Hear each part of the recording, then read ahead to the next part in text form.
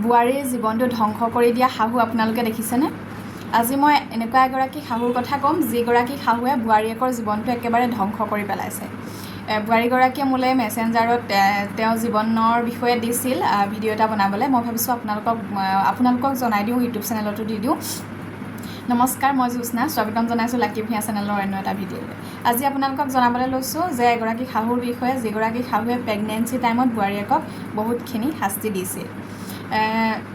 মই যিগৰাকী শাহুৰ কথা ক'বলৈ লৈছোঁ, তেওঁৰ হেনো দুজন ল'ৰা আৰু দুজনী ছোৱালী আছিল। তাৰপিছতে এজন ল'ৰা চাকৰি সূত্ৰে বাহিৰত থাকে আৰু সৰুজন ল'ৰা ঘৰত থাকে আৰু সৰুজন ল'ৰা আৰু সৰুগৰাকী বোৱাৰীৰ লগত শাহুৱেক আছিল। তাৰপিছত সৰুজন ল'ৰা মানে অকমান্য এলেহুৱা টাইপৰ আছিল আৰু একদম বহুত ছোৱালী বিচাৰি পোৱা নাছিল। শেষত ছোৱালী এজনী পালে, দুখীয়া মানুহৰ ঘৰৰ, আৰু তেওঁলোকে বিয়া পাতিলে। আৰু বিয়াৰ সময়ত মানে শহুৰেকৰ ঘৰৰ মানুহে কৈছিল যে আমাক ছোৱালীজনী আৰু চোতালখন দিলেই হ'ব, আমাক কোনো যৌতুক নালাগে। তাৰপিছতে যৌতুক নালাগে বুলি কৈ পেলাই তেওঁলোকে বিয়া পাতি আনিলে। তাৰপিছত বিয়া পাতি অনাৰ পিছতে মানে কি হ'ল, তেওঁলোকক মানে মানুহবোৰে কথা লগাবলৈ ধৰিলে যে আপোনালোকেনো ইমান দুখীয়া মানুহৰ ঘৰত কিয় ছোৱালীজনী আনিলে? আপোনালোকৰ লগত ৰেংকটো মিলা ছোৱালী এজনী আনিব লাগিছিল। আপোনালোকৰ সমাজত নাম আছে আৰু আপোনালোকৰ অকণমান ষ্টেটাছ আছে, আপোনালোকৰ ষ্টেটাছ মিলাই এজনী ছোৱালী আনিব লাগিছিল। আৰু ল'ৰাটো দেখোন বগা চগা, ছোৱালীজনী দেখোন ক'লা।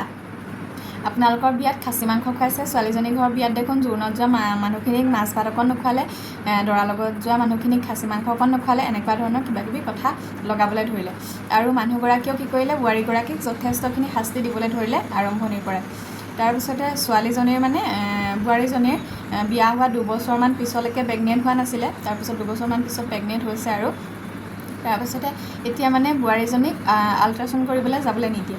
তো আল্ট্ৰাচাউণ্ড কৰিবলৈ ডাক্তৰে মাতে, বা আশাকৰ্মী এগৰাকী আছিলে, আশাকৰ্মীগৰাকীয়েও কয় ব'ল আল্ট্ৰাচাউণ্ড কৰিবলৈ যাওঁ। কিন্তু শাহুৱেকে মানে খুব গালি পাৰে যে তোৰ ইনকাম নাই, আমাক ইনকাম থকা ছোৱালীজনী লাগিছিল, তইতো ঘৰৰ লগত যৌতুক এটাও আনিব পৰা নাই, তোৰ বাপেৰ মাৰ কেৰেপ, তোৰ বাপেৰ মাৰ চিকটা, এনেকুৱা ধৰণৰ শাস্তি মানে খুব বকিবলৈ ধৰিলে। আৰু প্ৰেগনেঞ্চিৰ সময়ত মানে কি হয়, ছোৱালীবিলাকৰ শৰীৰটোৰ পৰা, ছোৱালীৰ পৰা যে এগৰাকী মাতৃলৈ কনভাৰ্ট হৈ যায়, সেইটো ক্ষেত্ৰত বিভিন্ন ধৰণৰ সমস্যা দেখা দিয়ে। ধৰক খুব খিংখিঙীয়া হয় বা খুব আৱেগিক হয়, খুব দুখ লাগি থাকে, কেতিয়াবা অকণমান মৰম বিচাৰে, নহয় জানো? আপুনি যদি এগৰাকী মহিলা, তেতিয়াহ'লে আপুনি বুজি পাব যে আপোনাৰ লগত কি হৈছিল। তো প্ৰেগনেঞ্চি জাৰ্ণিটোত মানে খুব কষ্টকৰ হয়, যদি শাহুৱেকে মানে সেই কথাটো বুজি পোৱা নাছিল নিজৰ সন্তান থাকিও। তাৰপিছতে তাই মানে উপায় নাই আৰু, দুখীয়া ঘৰৰ ছোৱালী যিহেতু, মাক দেউতাকে কয় তাই ঘৰলৈ গুচি আহ, কিন্তু তেওঁলোকে ঘৰলৈ যাবলৈ নিদিয়ে। কাৰণ অকণ বয়সত আৰু অকমান্য ল'ৰা এটালৈ বিয়া পাতিছে, মানে বোৱাৰীজনী থকাৰ কাৰণেও বেয়া পাইছে আৰু গুচিও যাবলৈ নিদিয়ে, কাৰণ তেওঁলোকৰ সন্মানহানি হ'ব বুলি। তাৰপিছত বোৱাৰীজনীক তেনেকৈ আল্ট্ৰাচাউণ্ড কৰিবলৈ নিদিয়ে, এবাৰ ভাল বস্তু খাবলৈ নিদিয়ে। শাহুৱেক আৰু নন্দেকে মানে কি কয় যে এইটো বস্তু খাব নালাগে, এইটো বস্তু খালে বেয়া। তাৰপিছতে বোৱাৰীজনী যথেষ্ট সংখ্যক ক্ষীণ আছিলে, ডক্তৰে ক'লে যে তুমি দিনে 2টাকৈ ডিম খাবা। আৰু শাহুৱেক আৰু নন্দেক মিলি কি কৰিলে, তাইক ডিম খাবলৈ নিদিয়ে, বোলে তোৰ সন্তানটো খুব খঙাল হ'ব, উগ্ৰ হ'ব, ছেক্স বাঢ়িব। তাৰপিছত আৰু তোৰ লগতে জন্ম হোৱাৰ পিছত মানে ল'ৰাটো মানে কিবা জণ্ডিছ হ'ব বোলে, মাছ মাংস ডিম এইবোৰ খালে, সেইবোৰ খাব নালাগে। তো তাৰপিছত বোৱাৰীজনীৰ লগত মিক্সি অনা নাছিলে আৰু ঘৰৰ মিক্সিটো ব্যৱহাৰ কৰিবলৈ নিদিয়ে। মানুহজনে বজাৰৰ পৰা কিবা ভেদাইলতা, মানিমুনি এনেকৈ আনি দিয়ে, বা ওচৰৰ পাজৰৰ গাঁৱৰ মানুহেও দিয়ে মানিমুনি, ভেদাইলতা খাবলৈ। কিন্তু মানে শাহুৱেকে মানে কয় খুন্দনাত খুন্দি খা, পতাত পিচি খা, বা তেনেকৈ গোটেই পাতেই চুবাই পেলাই খা, মানে মিক্সিত পিচিবলৈ নিদিয়ে, কাৰণ কাৰেণ্টৰ বিল বাঢ়িব আৰু মানে বোৱাৰীজনীৰ কোনো ইনকাম নাই। এনেকুৱা ধৰণৰ বিভিন্ন ধৰণৰ শাস্তি দিলে। এদিন আলহী আহিছিলে বোলে, আলহীয়ে হেনো চিংৰা লৈ আহিছিলে। তাৰপৰা চিংৰা বোৱাৰীজনীক এটা দিলে খাবলৈ। তাৰপিছতে বোৱাৰীজনীয়ে মানে চিংৰাটো খাই থাকোঁতেনে ভিতৰত হেনো পালে, ধনিয়া গুটি পালে। ধনিয়া গুটিটো হেনো তাই যে কামোৰ মাৰি দিওঁতে বোলে ইমানেই সোৱাদ লাগিলে, তাই হেনো খাবলৈ খুব মন গ'ল বোলে ধনিয়া গুটি কেইটামান। তাই মানুহজনক ক'লে বোলে শুনিছানে, এই ধনিয়া গুটি কেইটামান লৈ আহিবাচোন, ধনিয়া গুটি কেইটামান বোলে মোক বোলে দাইলত তেল মাৰি খাবলৈ খুব মন গৈছে। তাৰপৰা মানুহজনক কেইবাদিনো ক'লে, মানুহজনে অকণ গুৰুত্ব নিদিলে। তাৰপিছতে শাহুৱেকক শুনাই ক'লে যে ধনিয়া গুটিয়ে তেল মৰা অকণমান খাবলৈ খুব মন গৈছে। শাহুৱেকে ক'লে এতিয়া নিজৰ ইনকাম থকা হ'লে তুমিতো আনি খাব পাৰিলাহেঁতেন, সেইকাৰণে ছোৱালী মানুহক ইনকাম লাগে। তাৰপাছতে মানুহজনে মানে ধনিয়া গুটি কেইটামান, তাৰপৰা শাহুৱেকে হেনো পইচা 20 টকা দিলে যে মানে পিতেকক, যে তই ধনিয়া গুটি 20 টকা লৈ আহিবি। তাৰপৰা পুতেকে আৰু পিছদিনাখন ধনিয়া গুটি 20 টকা লৈ আহিছে। তাৰপিছতে শাহুৱেকক মানে তেল মাৰিবলৈ চাইছে নহয়, দাইল বনাওঁতেনে তেলত দিবলৈ বিচাৰিছে, কৈছে বোলে ধুব লাগিব। তাৰপৰা পিছদিনাখন হেনো শাহুৱেকে ধুই পেলাই হেনো মোক ওলাই থৈছে। অলপ সময়ৰ পিছত হেনো ধনিয়া গুটিখিনি নাই। তাৰপিছতে তাই সুধিলে, মা ধনিয়া গুটিখিনি আপুনি সোমোৱালে নে কিনো, চৰাই খালে নি? বোলে নহয়, মই সোমোৱাই থ'লোঁ। তাৰপিছত পিছদিনাখন হেনো দাইলত তেল মাৰিলে, তাৰপাছতে বোৱাৰীজনীয়ে নহয় হেনো শাহুৱেকে তেল মাৰিছে। তাৰপৰা হেনো ধনিয়া গুটি নাই নহয় তেলত। তাৰপৰা তাই হেনো পিছদিনাখন আকৌ ক'লে, মা ধনিয়া গুটি কেইটামান দিয়কচোন। তাৰপৰা শাহুৱেকে হেনো বোলে ৰ'বাচোন ক'ত থ'লোঁ কালি, বোলে মই পাহৰিয়ে থাকিলোঁ নহয়। তাৰপিছত আকৌ তেনেকৈ 2-3 দিন গুচি গ'ল, শাহুৱেকক তাই বিচাৰে, তাৰপৰা নাই বুলি কয়।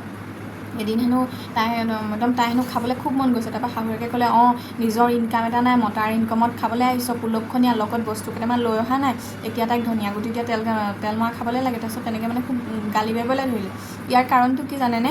মানে নন্দেকলে হেনো ফোন কৰি কৈছিলে, মানে জীয়ে ক'লে যে তাই ধনিয়া গুটি তেলত মানে ধনিয়া গুটি দিয়া দাইল খাবলৈ মন গৈছে। তাৰপিছতে তেতিয়া হেনো জীয়েকে ক'লে যে ধনিয়া গুটি কিবা কাৰণে ভাল বুলি ক'লে, আৰু কিবা থাইৰয়ডৰ কাৰণে। তাৰপিছতে জীয়েকক মানে তাৰপৰা জীয়েকৰ মানে তেনেকুৱা কিবা বেমাৰ আছিলে। তাৰপৰা শাহুৱেকে মানে মাকে সেই জীয়েকলে ধনিয়া গুটিকেইটা থৈ দিলে, মানে বোৱাৰীয়েকক খাবলৈ নিদিলে। তাৰপিছত আৰু বোৱাৰীজনীয়ে মানে মন গৈ আছে, তাৰপৰা বুজি নাপালে বোৱাৰীজনীয়ে কি হৈছে। তাৰপৰা অলপ দিনৰ পিছত জীয়েক আহিলে, জীয়েকক ধনিয়া গুটিখিনি দি দিছে, আৰু জীয়েকে হেনো পিচি পেলাই খাবলৈ মানে লৈ গৈছে বোৱাৰীয়েকৰ মুখ আগতে।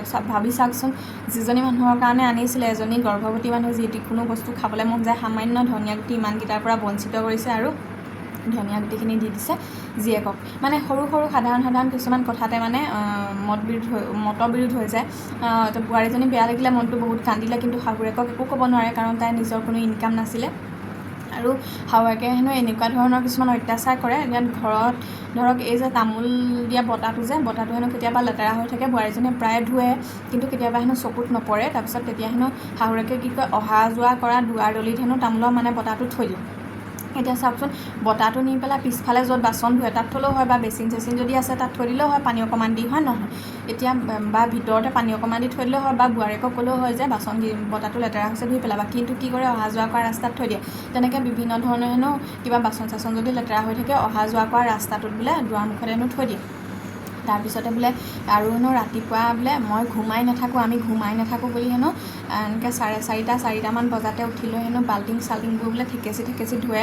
তাই বোলে টোপনিৰ পৰা সাৰ পায়, আৰু তাই হেনো কি হৈছে কি নাই হোৱা বুলি গৈ পেলাই হেনো যদি দেখেগৈ, মানে সোধে মা কি হ'ল, তেতিয়া হেনো কৈ পেলাই, আমি ইমান দেৰিলৈ ঘুমাই নাথাকোঁ, মাকৰ চৰিত্ৰ ভাল হ'লেহে জীয়েকৰ চৰিত্ৰ ভাল হ'ব। এনেকুৱা ধৰণৰ হেনো কথা কৈ পেলাই বোৱাৰীজনী যথেষ্টখিনি অত্যাচাৰ কৰে। তাৰপিছতে তাই হেনো তেনেকৈ লাহে লাহে গ'ল, মানে তেনেকৈ দিন গৈ থাকিলে। পঞ্চামৃত পাতিবলৈও হেনো মন কৰা নাই। পঞ্চামৃত পাতোতে বোলে খুব একদম কাজিয়া কৰিছে, বস্তুৰ দাম বেছি, কোনো ইনকাম নাই, আমুকৰ ঘৰ মাকৰ ঘৰৰ পৰা পইচা দিছে, মাকৰ ঘৰত পাতিছেগৈ, তেনেকুৱা ধৰণৰ হেনো হুলস্থুল। আৰু বোলে আল্ট্ৰাচাউণ্ড কৰিবলৈ যাব সময়ত হেনো পূৰা হেনো গালি পাৰে, মানে বিভিন্ন ধৰণৰ বোলে সমস্যা। তাৰপিছত যেতিয়া ডেলিভাৰী টাইম আহি গ'ল, ডেলিভাৰী টাইমতো হেনো মানে কৰিবলৈ দিয়া নাই বোলে, এনেকৈ ডাক্তৰৰ ওচৰলৈ হেনো যাবলৈ দিয়া নাই, মানে কৈছে আৰু যে ঘৰতে মানে ব্লিডিং হৈ গৈছে, মানুহক নক'বা বুলি কৈছে। তাৰপিছত পিছৰ কাহিনীকণ পাহৰি থাকিলোঁ মই, এতিয়া মোবাইলত চাই ল'ব লাগিব, নেক্সট খণ্ডত দি দিম যে ব্লিডিং হৈ যোৱাৰ পিছতো শাহুৱেকে ডাক্তৰৰ ওচৰলৈ যাবলৈ নিদি পেলাই কি কৈছিলে। আৰু আপোনালোকৰ মতামত জনাব। আৰু ছোৱালীজনীৰ নামটো হৈছে পূৰ্ণিমা। তাই কৈছে যে মোৰ নামটো অকল পূৰ্ণিমা বুলি প্ৰকাশ কৰি দিবা, আৰু বাকী একো নক'বা। যদি শাহুৰৰ ঘৰৰ মানুহে গম পায়, মোৰ তেজটোৰ পৰা একদম গিলাচত লৈ চৰবত পাতি খাব দিম, বোলে গৰম দিন চলি আছে।